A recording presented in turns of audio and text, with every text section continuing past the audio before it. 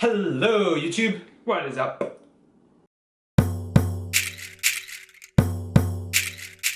I feel like it's been a little while since we did one of these. I know, the last few videos we've done have been vlogs, so we've been TwoBeeps on the go. And now TwoBeeps is having a take-in meal.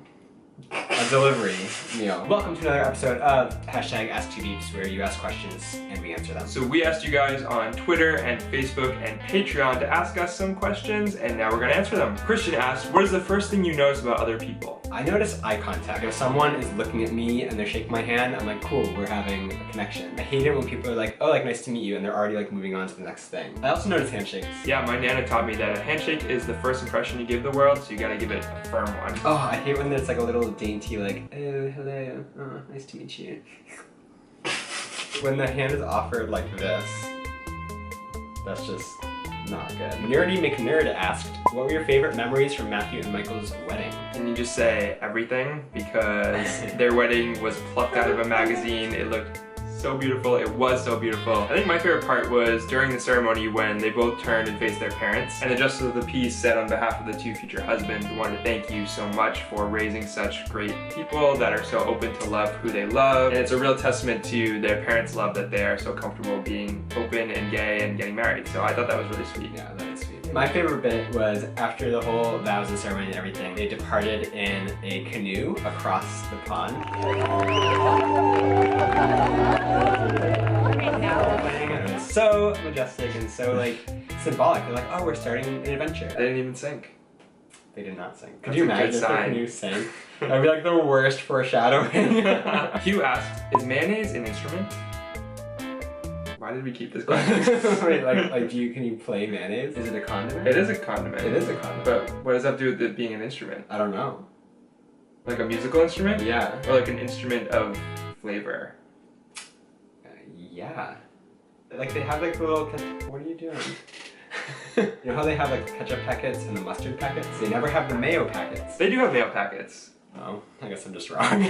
Zippy asked, what does pride mean to you individually and what does it mean to you as a couple? To me, pride as an individual is less about society we live in and LGBTQ plus culture in our society and more about like my own sense of pride and how I've come to accept myself. Sort of me being actually proud of who I am rather than sort of trying to like stuff it away into a closet. I can be who I want to be and I can be proud of that. It's nice though that we get to do it so publicly, you know? You get to be like, you know what, today like I don't care. Today I'm gonna be whoever I want to be in the most public setting. I think for me, pride is mostly about seeing a community come together, and it's not just about people in the LGBTQ plus community, but also seeing the allies come together too. Pride, at least in New York, is a big event and a big holiday for everyone. It's a way to show your love and support for people who don't always receive that. It's almost like it's become this thing like where people are like, oh, what do you do for pride? Like it's a holiday. Right. I'm like, oh, this makes me so happy. What does pride mean to you as a couple? Well, I still have a lot of like self-consciousness about walking around in public holding hands. Pride is a time where I feel like I can do that and not be worried about what people are thinking or ashamed in any way. And I know it's weird to say this to you guys because you see how publicly we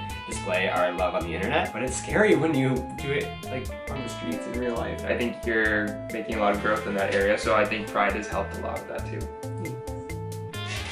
An Abundance of M asked, do you have a favorite museum or favorite piece of art in a museum? I think the first one that comes to mind was an installation that they had in the Tate Modern in London that we saw like almost 10 years ago. It was basically this giant black box that was like 3 stories high, and you walked in, and after you walked in about 5 feet, everything was just pitch black and you couldn't see anything. Kind of put your hands out and like feel your way through the box, and you could hear people kind of like walking next to you and ruffling next to you. And then finally you hit the end of the wall and it's like a huge relief, but you're also like, where am I? Because it's so dark. Yeah, it's a very experiential art exhibit. What about you? Do you have a favorite art piece? I really like Edward Hopper.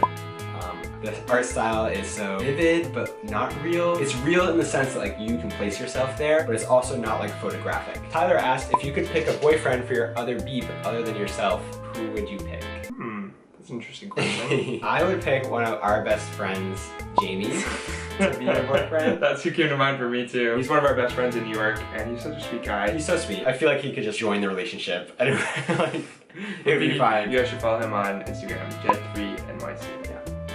Lane asked, if you could relive any day of your life so far, which would it be? I think that there's probably a lot that we could kind of dredge out from our memories and be like, oh my god, this was a great day, or like, this was a great day. But just for the sake of choosing something recently, I would pick our first day in Hong Kong. The feeling of just being like a stranger in a strange place and the sense of adventure you get from exploring a brand new city was really encapsulated in that first day. And I'm so glad that we got a chance to record it and someday in the future look back on it. The first day that comes to mind in my head is the day we first kissed. That's cheating! Well, it's a day that I relive in my mind a lot anyway, so I'd be curious to go to that day and watch myself live it again. Does that make sense? I think it would be cool to try to see my perspective from my experiences now and place it on a younger version of myself. Good answer. Good answer, good answer.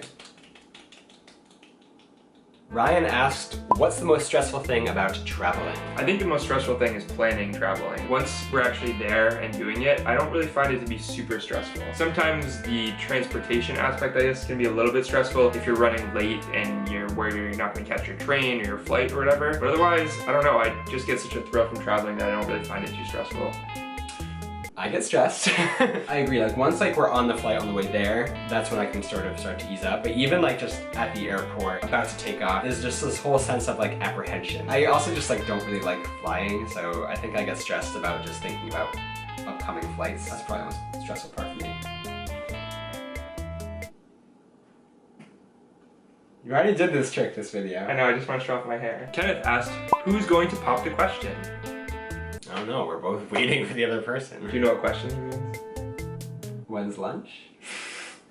I'm really hungry. Lizzie asked, what's it like to have YouTube on top of a full-time job? Lizzie, it's stressful. There's so much work that goes into the videos, and there's so much work outside of that too, and I feel like we've been traveling so much, so we've been working hard to compensate for the time we've taken off. Seems like any free time we have is like, we gotta make a video, we gotta edit. Don't get me wrong, we love doing that, that's our passion, and we're more than happy to make those videos, but it just means that we don't have as much time as we normally would to like sort of relax.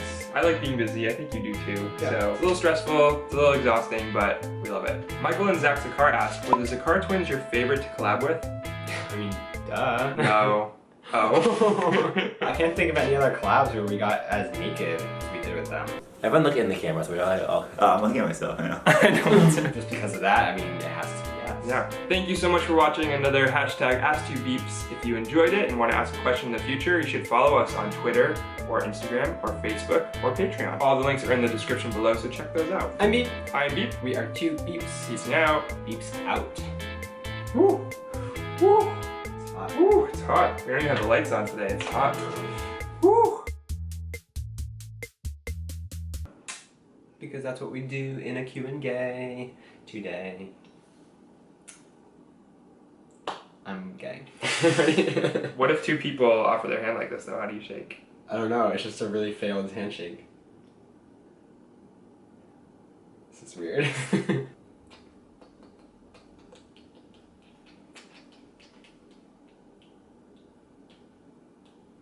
Remember when using Mike Ricci's deodorant was part of our beautifying routine? Yeah.